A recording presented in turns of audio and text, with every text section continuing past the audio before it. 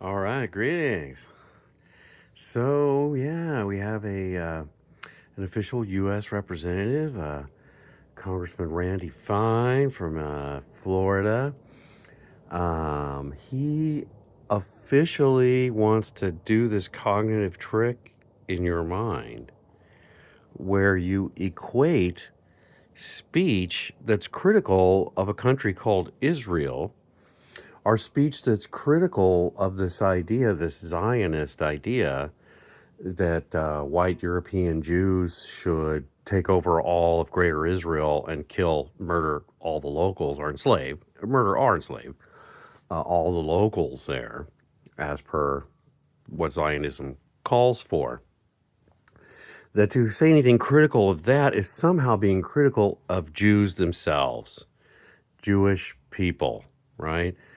And there's a few words being twisted around here, their meaning being totally twisted around. One is Semitic, what it means to be Semitic.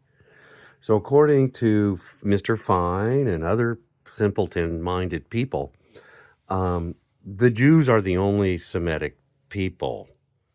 And all the Jews, Ashkenazi, Sephardic, Khazars, all different types of Jews, all different backgrounds, they're all included in Semitic, right? What it means to be Semitic. Okay, so then anything that is critical of anything adjacent to being Jewish or makes a funny joke about it, that's all anti Semitic. Now that they are the hyper victim status since the Holocaust. There was no Armenian genocide, there was no Trail of Tears. No other group of humans has been targeted out and victimized by another group of humans on this planet for something maybe called a genocide. That hasn't happened to anyone else, only to mainly European people who identify as Jewish.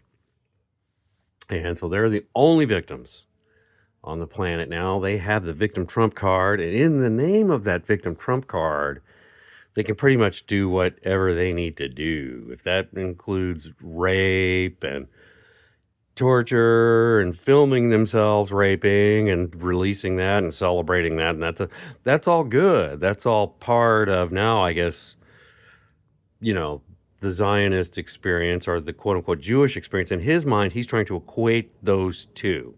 Zionism and being Jewish are together. They're the same for Mr. Fine, for Congressman Fine. No difference for him. So when an American has a critique of Israel, he's being an anti-Semite and needs to be thrown in prison or fined or something like that. He's trying to also condemn any and all speech that's any way critical of Zionism or Israel, that is now anti-Semitic, and it's hate speech now, no longer protected by the Constitution. So this man, in order to do his cognitive crazy thing he wants to do to all of us, which means make us equate anti-Semitic tropes, uh, you know, or make us equate anything that's critical of Israel with anti-Semitism, or anything that's anti-Zionist as anti-Semitism. Okay, actually, the Zionists are probably anti-Jewish. What they're doing in the long run of history is going to destroy the Jewish religion more than any outsider ever could, right? A lot of times you are the one who are capable of hurting yourself the most. The things that you do, the way you behave, right? And so, unfortunately, allowing these people, these Zionists, to call themselves Jews, to be affiliated with Israel and the project, the Greater Israeli Project, and to be so closely aligned with the concept of Judaism, that's destroying Judaism, actually, in the long run. That's anti-Semitic. But anyway, in the way their twisted mind, the way it's all twisted now for this paranoid Jew from Florida, um, anything critical of Israel is now anti-Semitic, and he wants to pursue that. He's willing to throw away the Constitution, willing to undo the Constitution that he took an oath to protect.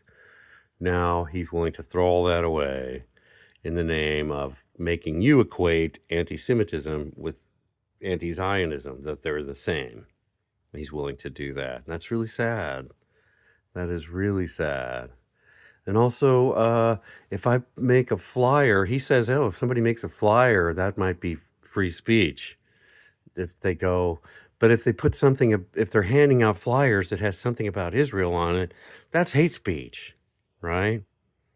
So he doesn't remember the power of pamphlets. Back in the day, this guy wrote one called Common Sense that became a big part of what led to the American Revolution. Free speech was actually a huge part of what led to the American Revolution, right? The thinking that went into the American Revolution. A lot of that was based on some of the printed word, some of the things that were circulating around, pamphlets and flyers and things that were going around. And writs like Common Sense and Rousseau and John Locke, and these were some of the ideas going into the American Revolution. But guess what? Our friend, Mr. Fine, if some of that had said something critical of Israel, well, no one would be allowed to see it anymore, according to him, because it's hate speech, right? So the only kind of speech that I advocate against, the only kind of speech that I say is not protected by the First Amendment, is that kind of thing, yelling fire in a crowded theater. Okay, we know that. That's creating danger. It's doing something mischievous and mischief, it's bad, right? We know that's bad. That's not free speech. We also know when you're like out in public and you say, that guy right there, get that guy. Hit him right there. Get him. Hurt him. Kill him. Do something to him. Go get him. Cut him. You tell him what to do, and you're guiding what they're doing to him. That's hate speech, okay? That's not protected speech. Not protected speech.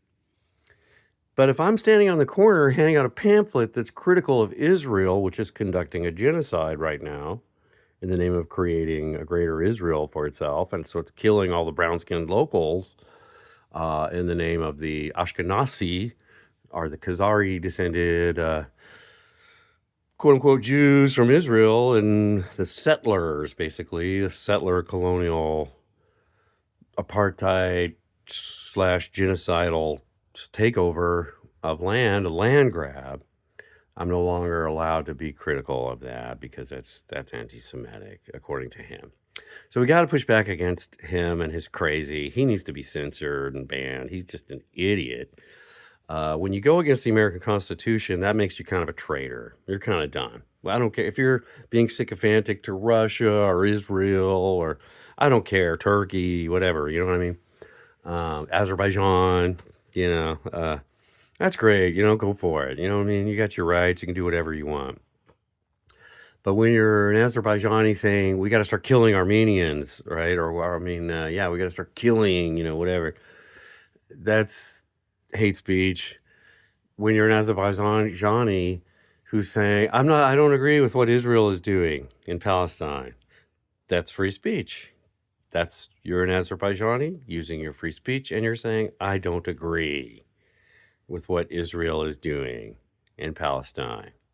I think Israel needs to chill out and pay a lot of war reparations, and the whole Likud party pretty much needs to be in prison for war criminals, right? A lot of the IDF soldiers that have filmed themselves raping and torturing people and proudly posted that, they need to be in prison, right? So there's a lot of war criminals associated with the Greater Israel Project at this point, and what they've tried to do to the world mind and corrupting everything with this concept that anytime you're critical of Israel, you're being anti-Semitic. See what I mean? We've got to push back against that now. And Charlie Kirk was right when he started to be critical of Israel. He was actually correct at that point. And about that issue, not about other things, but about that, he was correct. And Israel is wrong, and whoever aligned to kill him is evil, unfortunately.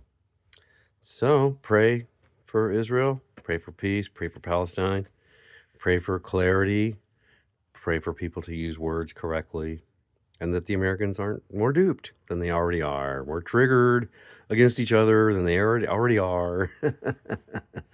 But yet another thing that's being cognitive twisting of language to ruin their mind, Okay, good luck. Have a good one. Peace out.